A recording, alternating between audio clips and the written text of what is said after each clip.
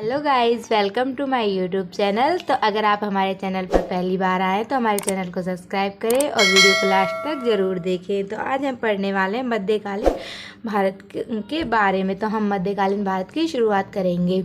इससे पहले हमने प्राचीन भारत की जो सभी वीडियो हैं वो हमारे चैनल पर डाल दिए। आप वीडियो के डिस्क्रिप्शन बॉक्स में दिए गए वीडियो के प्लेलिस्ट के लिंक पर जाकर आप उनको देख सकते हैं। तो आज हम पढ़ेंगे मध्यकालीन भारत के बारे में। तो मध्यकालीन भारत में हम पढ़ेंगे सबसे पहले भारत पर जो अरबों का आक्रमण हुआ था उसके बारे में।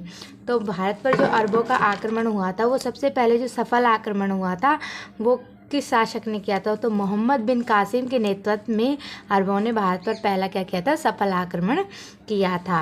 अब हम इसमें पढ़ेंगे सिंध पर जो विजय प्राप्त की थी इन्होंने कैसे की थी।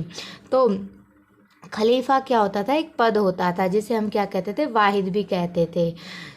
और मोहम्मद साहब के जो पैरों के निशान मिले हैं, मोहम्मद साहब कौन थे? इनके एक देवता स्वरूप थे। तो उनके पैरों के निशान कहाँ पर मिले हैं? श्रीलंका में स्थित थे। ठीक है। तो खलीफा कौन होता था? इस्लामिक जगत का नेता होता था जो मोहम्मद साहब के विचारों पर चलने वाला होता था। जो वाहिद या जिसे हम वाहिद या खलीफा बोलते हैं, इसका जो परिवार है वो श्रीलंका में क्या गया था? दर्शन करने के लिए, मोहम्मद साहब के दर्शन करने के लिए गए, क्योंकि मोहम्मद साहब के चरणों के निशान कहाँ थे? श्रीलंका में स्थित थे। तो जब वह वहाँ से लौट रहे थे तो देखिए आप मतलब जो सिंध में जो लड़ाई हुई थी उसका कारण क्या बना था। ठीक है। तो सिंध के इलाके में क्या हुआ? उनके साथ लूटपाट हुई और जैसे उनके साथ उनकी लूटपाट हुई तो उनके परिवार की हत्या कर दी गई। तो उस समय क्या हुआ? सिंध पर किसका शासन था? दाहिर, जो कौन था? एक हिंदू शासक था, उसका शासन था। इसने अपनी राजधानी किसको बना रखा था? दाहिर ने एलोर को अपनी राजधानी बना रखा था। ठीक है। और इसके पिता का नाम क्या था? लल्ल था। ठीक है। वाहिद ने जब वाहिद के परिवार की हत्या कर दी गई तो वाहिद ने इसका बदला लेने के लिए इराक के गवर्नर अल हज्जाज को आदेश दिया कि वह दाहिर जो कहाँ का? सिंध का शासक था, कि इसको क्या कर दे? ख़त्म कर दे। लेकिन अल्लाह हज्जाज के सबसे छोटे दामाद, अल्लाह हज्जाज कौन था? इराक का गवर्नर था। तो इसने क्या किया? अपने सबसे छोटे दामाद मोहम्मद बिन कासिम को 712 ईस्वी में 17 वर्ष की उम्र में इसने क्या किया? रावत का युद्ध लड़ा, जिसमें भारत पर आक्रमण किया। और ये भारत पर आक्रमण करने वाला कौन था? पहला मुसलमान था। कौन? मोहम्मद बिन कासिम। ठीक है। इस युद्ध में क्या हुआ था? जब मोहम्मद बिन कासिम ने सिंध पर आक्रमण किया तो दाहिर की पत्नी रानी बाई ने क्या के खुद की हत्या कर ली।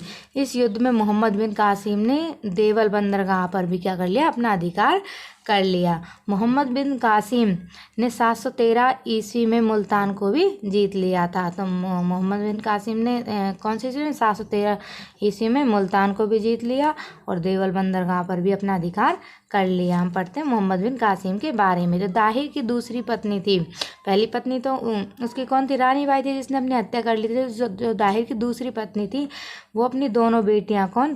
परिमल देवी और सूर्य देवी को लेकर मोहम्मद बिन कासिम के पास चली आई। और जब उन्होंने क्या किया? मोहम्मद बिन कासिम के पास चली आई तो दाहिर की जो पुत्रियां थी उन्होंने खलीफा, जो उनका सरकार था, खलीफा या दाहिर द्वारा किए गए दुराचार के बारे में उनको बताया। तो मोहम्मद बिन कासिम ने क्या कर दिया? दाहिर को मृत्युदंड दे दिया और उन्हें फांसी की सज़ा दे दी। ठीक है। हम पढ़ते हैं इस्लाम धर्म के द्वारा जो सिंध पर जो 4 कर लगाए गए थे वो कौन कौन से करते? तो पहला कर है जजिया कर। ये कौन सा कर था? गैर मुसलमानों से मानों पर लगाया गया था, यानी इसमें मुसलमान शामिल नहीं थे। मुसलमान से अन्य जाते थे उन पर ये कर लगाया जाता था। और ये किन पर लगाया जाता? मूर्ति पूजकों पर लगाया जाता था। ठीक है। इसको समाप्त किसने किया था? अकबर ने इसको समाप्त किया था। दूसरा कर था जकात। ये किस पर लगाया जाता था? धनी मुसलमानों पर लगाया गया कर था। तीसरा जो कर था वो कौन सा था? खम्ब। ये किन पर लगाया जाता था? ये लूट के धन पर लगाया गया कर था। इसमें 20% तो खलीफा को तथा 80% सेना का हिस्सा होता था। मतलब जो लूट का धन था उसमें 20% तो खलीफा को मिलता था और 80% किसको मिलता था? सेना को मिलता था। ठीक है। अब तीसरा का जो कर है वह है खराज। ये भूमि कर था। ये मुसलमानों से लिए जाने वाला कर था। और ये किस अनुपात में लिया जाता? 12:24:48 के अनुपात में लिया जाता था। ठीक है।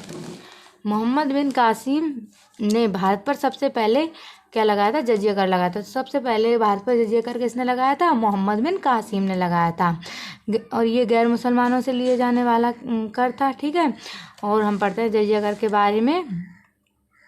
ये किस पर नहीं लगाया गया? ये बच्चों पर नहीं लगाया गया था, बूढ़ों पर नहीं लगाया गया था, औरतों पर नहीं लगाया गया था, विकलांग और ब्राह्मणों को भी पर भी ये कर नहीं लगाया गया था। ठीक है। फिरोज शाह ने क्या किया था? इस कर को ब्राह्मणों पर भी लगाया था। ठीक है। जजिया कर को अंतिम रूप से मोहम्मद शाह रंगीला ने समाप्त किया था। इससे पहले अकबर ने भी इसको समाप्त कर दिया था, लेकिन जो अंतिम रूप से जो समाप्त किया था वो किसने किया था? मोहम्मद शाह रंगीला ने समाप्त किया था। अरबों की सिंध पर विजय के जो कारण थे वो क्या क्या कारण थे कि अरबों ने सिंध पर विजय पा ली थी? पहला था राजनीतिक कारण, ये क्या करना चाहते थे? मुस्लिम राज्य का विस्तार करना चाहते थे। आर्थिक कारण में क्या था? भारत पर अधिकार करके धन प्राप्त करना चाहते थे। और तीसरा था इस्लाम धर्म का प्रचार प्रसार करना चाहते थे।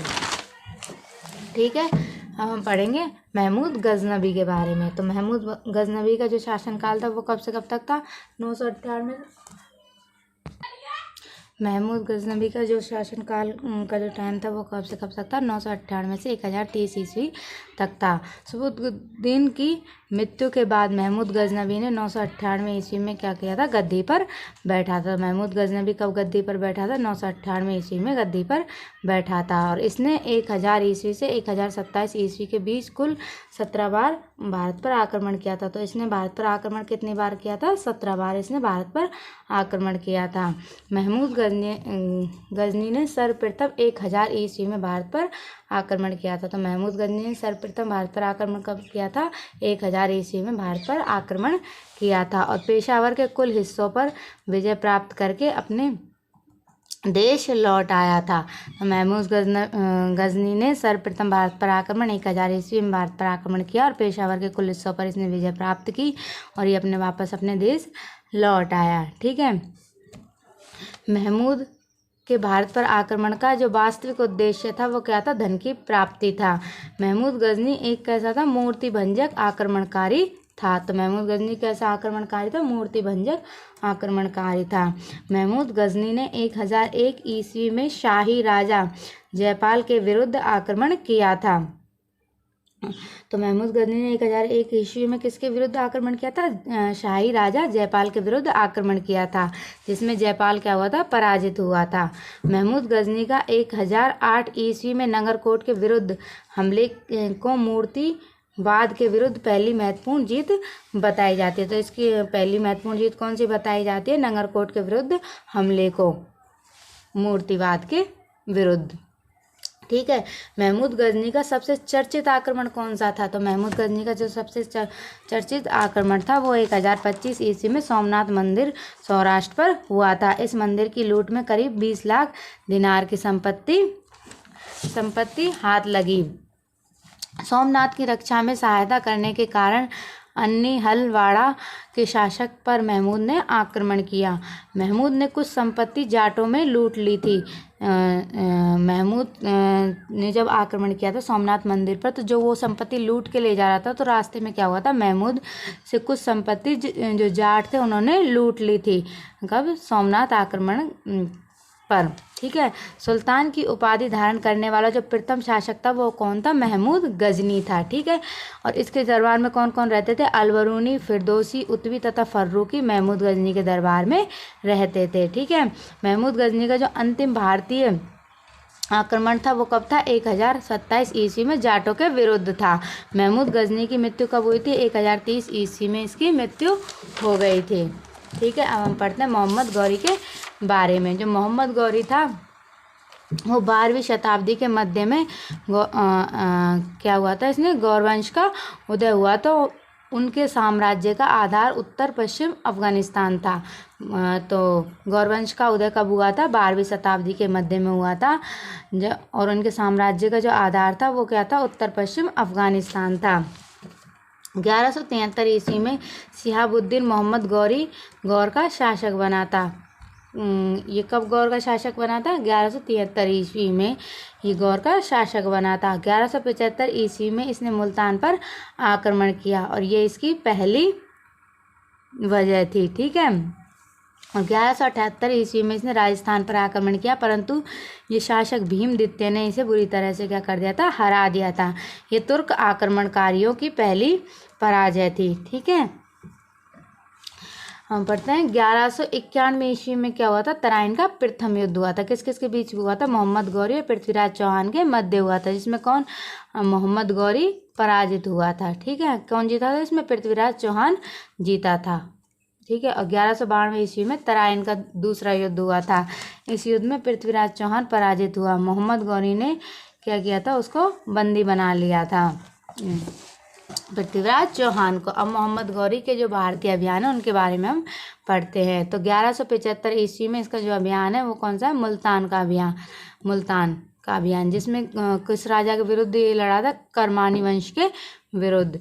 एक था और 1178 ईस्वी में गुजरात अभियान, इसमें भीमदित्य इसका विरोधी शासक था।